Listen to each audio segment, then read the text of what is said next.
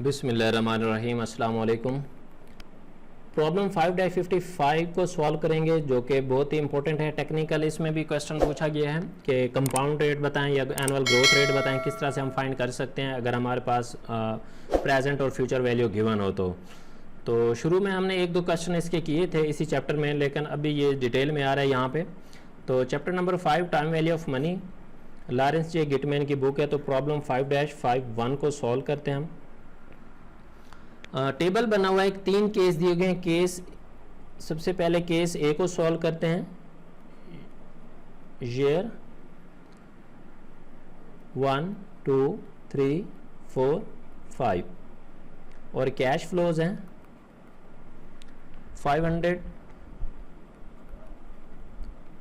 560, 640, 720, 640, 720, 800। तो ये values given है केसेस में। पहली रिक्वायरमेंट है calculate the annual compound growth rate between the first and last payment. अब देखिए पहली पेमेंट कितनी है 500 और आखिरी पेमेंट कितनी है 800। तो इसमें 500 को 800 तक पहुंचने के लिए कितना रेट ऑफ इंटरेस्ट लगा होगा, ये हमने फाइंड करना है बेसिकली, कि कितनी ग्रोथ हुई है। 500 को 800 तक पहुंचने के लिए हमारे पास कितनी हमारी ग्रोथ हुई है। अब सिंपल है, इसको हम क्या बना लें प्रेजेंट वैल्यू और इसको बना लें फ्यूचर वैल्यू। तो सिंपल फ्यूचर वैल्यू और प्रेजेंट वैल्यू का फार्मूला लगा देंगे, तब भी हम इसको आसानी के साथ सॉल्व कर सकते हैं। और दूसरी बात, तो हम यहाँ पे डाटा एक्सट्रैक्ट कर लेते हैं कि प्रेजेंट वैल्यू सिंपल हमारे पास कितने 500, फ्यूचर वैल्यू वो है हमारे पास लास्ट वाली $800 और नंबर ऑफ ईयर्स कितने होंगे ये देखें समझें सबसे पहले। अब यहाँ पे नंबर ऑफ ईयर्स 4 होंगे। अब स्टूडेंट अक्सर सवाल करते हैं सर यहाँ पे ईयर क्या है 1, 2, 3, 4, 5 है। तो ये जो पहले साल वाली वैल्यू होगी ये हमारी प्रेजेंट वैल्यू है। इसको एक्चुअली कंपाउंड होने में कितने साल लगे हैं, ये इस 500 को यहाँ तक पहुँचने के लिए ये 4 साल लगे हैं 800 होने तक। इसलिए हम यहाँ पे ईयर क्या करेंगे 4 लेंगे। तो अब हमने क्या करना है फार्मूला लगा लेना है। प्रेजेंट वैल्यू का फार्मूला लगाएं, एक ही बात है, फ्यूचर वैल्यू का लगा दें, दोनों के साथ आप ये कर सकते हैं। तो future value n is equal to present value into 1 plus i raise to power n। Future value की वैल्यू हमारे पास 800, तो प्रेजेंट वैल्यू की है 500 into 1 plus interest rate find करना है हमने। नंबर ऑफ ईयर्स कितने 4, 800 ये 500 इधर आके डिवाइड हो जाएगा, यहाँ से कट जाएगा 500 into 1 plus i raise to power 4 divided by 500। तो ये कट जाएगा, 800 को डिवाइड करेंगे 500 के ऊपर, ये आ जाएगा 1.6 is equal to 1 plus i raise to power 4। तो यहाँ पे हम लिखेंगे multiply by 1/4 on both side power. तो दोनों के साथ हमने इसको क्या करना है मल्टीप्लाई करना है। इस 4 को ख़त्म करने के लिए 1.16 की पावर यहाँ पे क्या करेंगे 1/4 दोनों साइड के ऊपर, तो 1 plus i raise to power n 4 multiply by 1/4। ठीक है, तो 1/4 को डिवाइड करेंगे तो 1.6, 1 को डिवाइडेड बाई 4 करेंगे तो ये हमारे पास कितनी वैल्यू हो जाएगी 0.25, 1 डिवाइडेड बाई 0.2, 1 डिवाइडेड बाई 4, तो 1.6 की पावर आ जाएगी 0.25। तो ये 4 से कैंसिल हो जाएगा, बाकी हमारे पास क्या बचेगा 1 प्लस आई। ठीक है, तो 1.6 की पावर करेंगे 0.25, तो ये हमारे पास आ जाएगा 1.125 is equal to 1 plus i. तो 1.125, 1 इधर आके माइनस हो जाएगा, बाकी यहाँ पे क्या बचेगा आई तो यहाँ पे बच जाएगा 0.125 is equal to interest rate. तो इसको परसेंटेज में कन्वर्ट करने के लिए 100 के साथ मल्टीप्लाई करेंगे तो इंटरेस्ट इज इक्वल टू 12.5%, ये हमारा जवाब आ जाएगा। ठीक है, तो 12.5% ग्रोथ हुई है इस 500 को 4 सालों में 800 तक पहुंचने के लिए। 12.5% इंटरेस्ट रेट लगा है। ये था हमारे पास केस 1। दूसरा हमारे पास केस बी है, वो भी इसी से रिलेटेड है और केस सी भी इसी तरह से है। तो केस बी को सॉल्व करते हैं। year कैश फ्लोज, year इसके 10 है, 1 2 3 4 5 6 7 8 9 10। पहली जो अमाउंट है वो है 1500, फिर 1550, 16110, 1680, 1760, 1850, 1950, 2060, 2170 एंड 2280। अब 1500 की अमाउंट यहाँ तक पहुँचने के लिए क्या रेट ऑफ इंटरेस्ट लगा है वो हमने फाइंड करना है। तो सिंपल उसी तरह से फार्मूला लगा लेंगे, डाटा आपके पास है पड़ा। तो यहाँ पे हमारे पास प्रेजेंट वैल्यू कितनी होगी, ये वैल्यू 1500,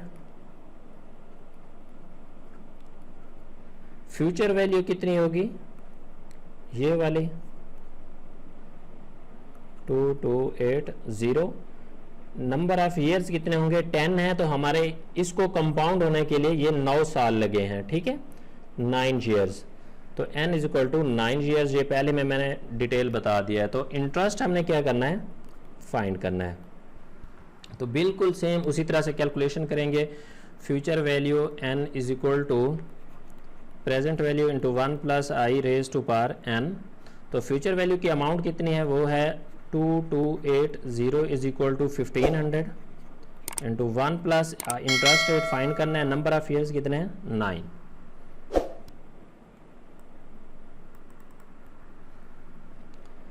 तो 1500 इधर आके डिवाइड हो जाएगा, 1500 1 प्लस इंटरेस्ट, तो ये इससे कैंसिल हो जाएगा। इसको डिवाइड करेंगे तो ये हमारे पास आ जाएगा 1.52 is equal to 1 plus i raise to power 9। तो इस 9 पावर को ख़त्म करने के लिए दोनों साइड के ऊपर पावर को 1.9 से मल्टीप्लाई करेंगे। तो multiply by 1/9 on both sides of power. तो 1.52 की पावर 1/9 और 1 प्लस इंटरेस्ट रेट की पावर 9 मल्टीप्लाई बाई 1/9। तो 1 डिवाइडेड बाई 9 करेंगे तो ये हमारे पास 0.11 आ जाएगी वैल्यू। 1.52 की पावर 0.111 इज इक्वल टू, ये 9 से कैंसिल हो जाएगा, बाकी यहाँ पे 1 प्लस आई। तो 1.52 की पावर करेंगे 0.11, तो ये आ जाएगा 1.048।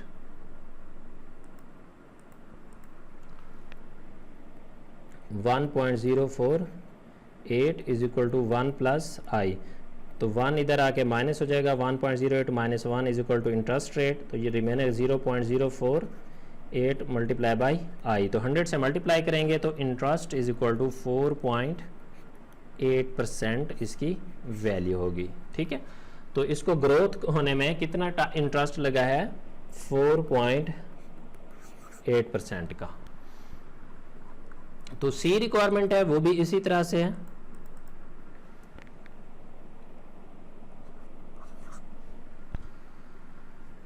year 1 2 3 4 5 6 7।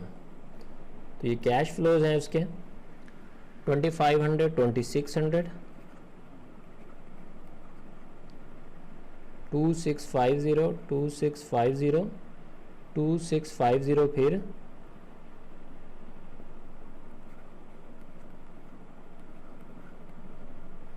2800, 2850, 2900।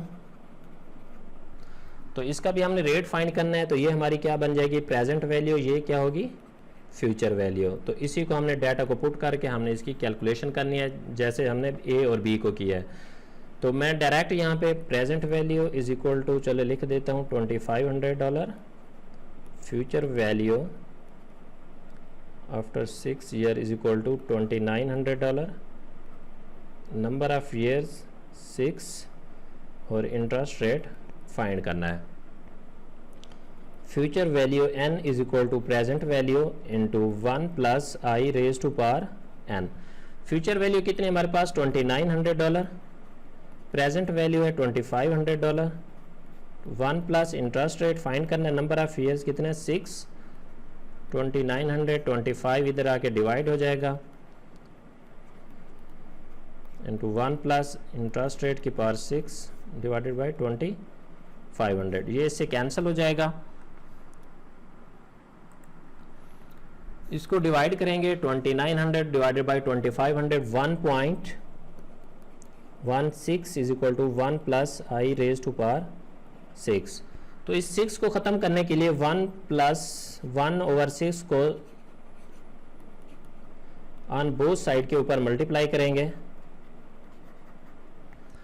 तो 1.16 की power 1/6 is equal to 1 plus i raise to power 6 multiply by 1/6।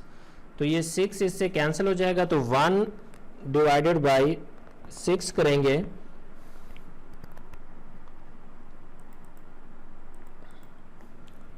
One divided by 6 करेंगे तो 1.16 की power 0.167 is equal to 1 plus i. तो 1.16 की पावर 0.167, तो ये वैल्यू आ जाएगी हमारे पास 1.025 is equal to 1 plus interest rate.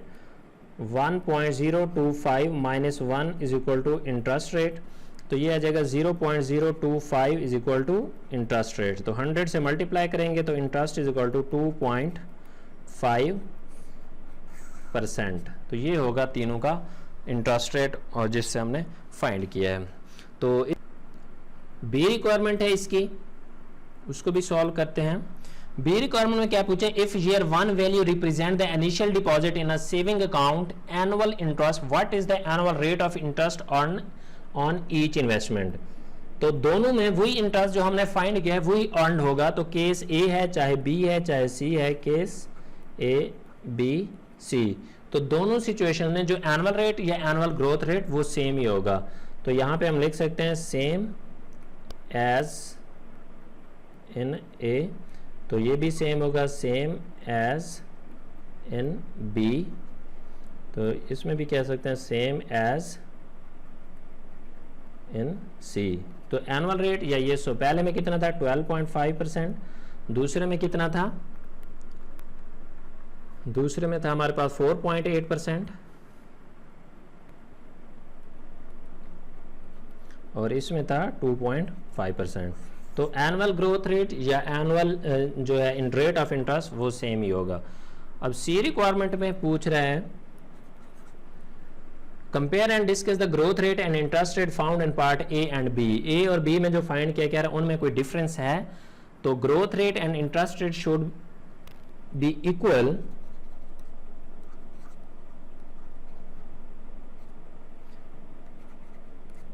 the growth rate and interest rate should be equal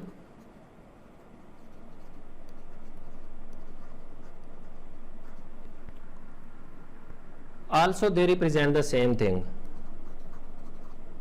और दोनों क्या हैं, एक ही जैसी चीजें हैं।